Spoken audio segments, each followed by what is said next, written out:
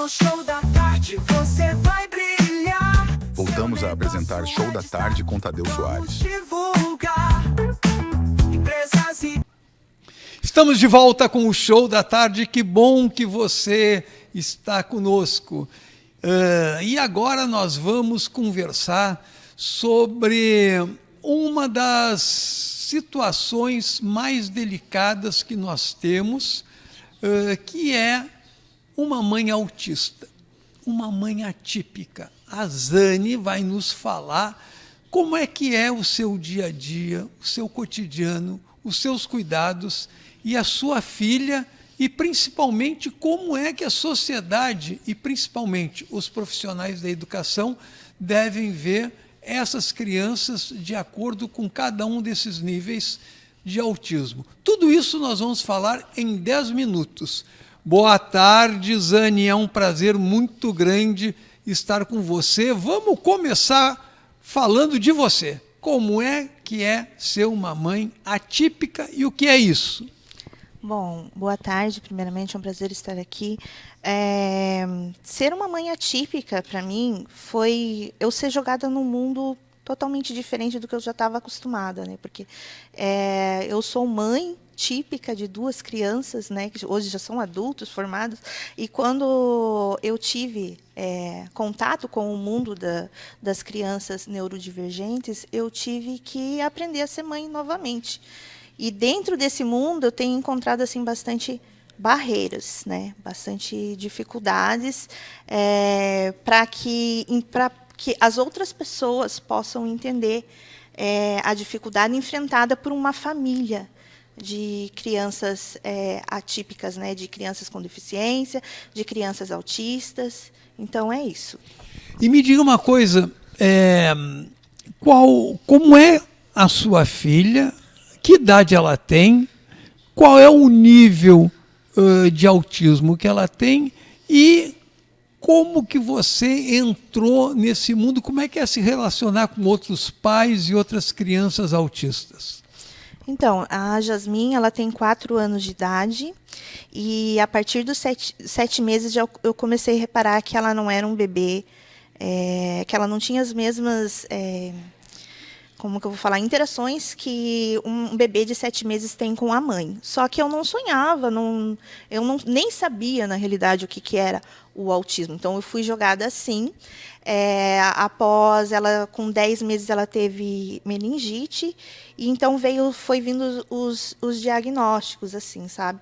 E aí, quando eu fui conhecer, saber o que era o autismo, eu fui atrás de estudar, de fazer curso de aba, de estar em contato com outras mães. Dentro de uma da rede social eu tenho apoio assim de várias mães de autistas. Então a gente compartilha as mesmas dores e frustrações e alegrias que é ser mãe de uma criança com necessidades especiais. A Jasmine, ela tem um nível de suporte severo, que a gente costuma dizer nível 1, nível 2, nível 3. Estamos tirando esse padrão de fala e estamos usando nível severo, médio e leve porte, né?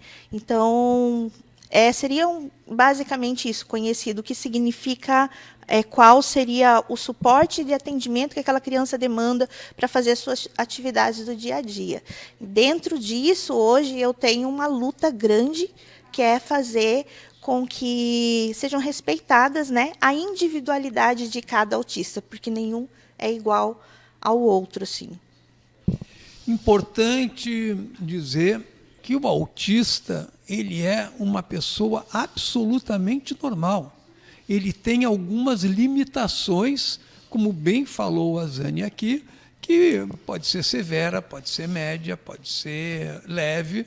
E imagine alguém que tem miopia, que tem astigmatismo ou que é cego. Então, são limitações que você tem na visão, que você tem na audição, que você tem na fala. A mesma forma é uma pessoa plena de vida, normal, como outra qualquer, só que tem determinadas limitações neurodivergentes. E ela tem que ser integrada, respeitada e, sobretudo, no período escolar, tratada de forma diferenciada para que ela possa ter a melhor integração possível. A sociedade, Zane, está aberta e pronta para receber o autista, ou ele ainda é visto com preconceito ou como objeto de estudo médico apenas? Ainda estamos caminhando, né? Porque essa tal inclusão que vem falando, que o povo muito fala, eu vejo doutores falando, vejo professores falando, vejo especialistas falando, não é a verdadeira inclusão que a gente, como família de mãe, família de autista, vive atualmente. Porque a inclusão funciona muito na palavra, no dito, mas não funciona assim na prática. Porque a inclusão só vai acontecer quando a gente conseguir equidade. Porque as escolas, eles dão um suporte para as crianças que eles querem uma interação de igual. E vendo e respeitando que os autistas não são iguais, eles precisam de equidade para que seja respeitada, para que seja aplicada essa verdadeira inclusão. E a gente não tem, infelizmente, nós não temos essa equidade, que seria ver o que ele precisa. Né? As escolas, por exemplo, vou dar um exemplo aqui. Quando você procura um professor especial na escola, de educação especial na escola, para ajudar o seu filho, a escola fornece para você um professor especial para uma demanda de alunos. Não é para o seu filho, no caso.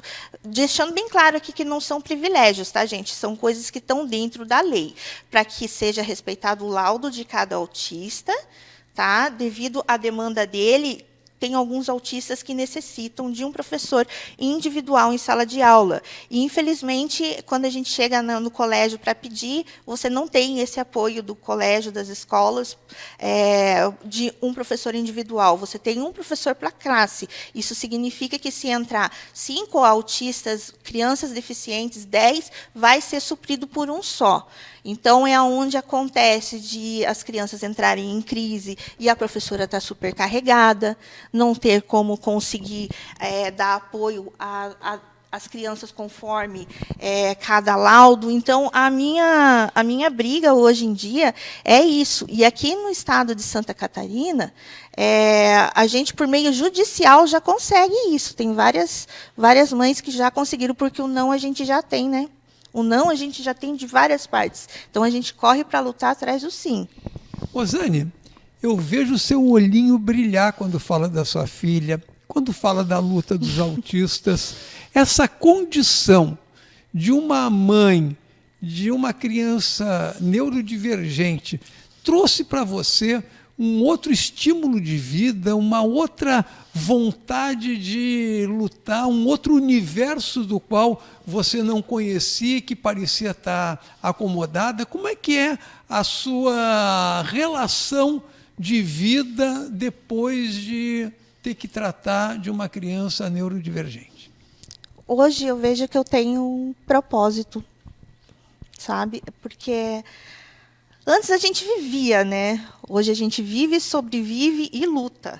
E eu falo assim para as mães lutarem junto, porque se a gente se unir e lutar junto pelos nossos filhos, então eu tento assim incentivar com que elas vão atrás, sabe? Assim, eu me vejo assim, eu fico até emocionada de falar, porque é inexplicável. Saiu de dentro de mim assim uma mãe acima da mãe que já existia, entende?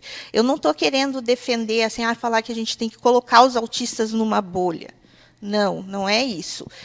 Eu falo que a gente tem que lutar pelos direitos deles, porque assim, eu vi uma palestra esses tempos que falava assim sobre bullying na escola com os autistas. Aí a palestra muito bonita, a professora falando e tal, e passou lá: se você sofre bullying, fale. Mas e o autista não verbal? Como é que faz? O autista não verbal não fala. Né? Então, como é que vai fazer? Então, a gente tem que lutar para que eles tenham desenvolvimento dentro desse mundo deles, que é diferente do nosso, tá? Mas são completamente pessoas amáveis, inteligentes. Então, eles só têm que ter uma determinada atenção. E seria muito importante isso seja nos primeiros anos de vida da criança, porque é onde está se formando o ser humano ali, né? Que ele vai aprendendo já desde pequeno. Eu agradeço demais a presença da Zane, um exemplo de vida, um exemplo de mãe, e que está trazendo essa luta para que nós tenhamos cada vez mais esse reconhecimento. E eu não posso deixar de, na presença da Zane, convidar todos vocês para amanhã, no Centro Integrado de Cultura, às 17 horas, nós assistirmos uma apresentação do Humor Azul 2.0, um autista na empresa. A sociedade precisa acolher, amparar, porque é dessa forma que ela vai se tornar uma sociedade melhor. Obrigado pela presença, Zane. Muito obrigada pela oportunidade. E o Show da Tarde volta já. No Show da Tarde você vai brilhar. Estamos apresentando o Show da Tarde com Tadeu Soares. Vamos te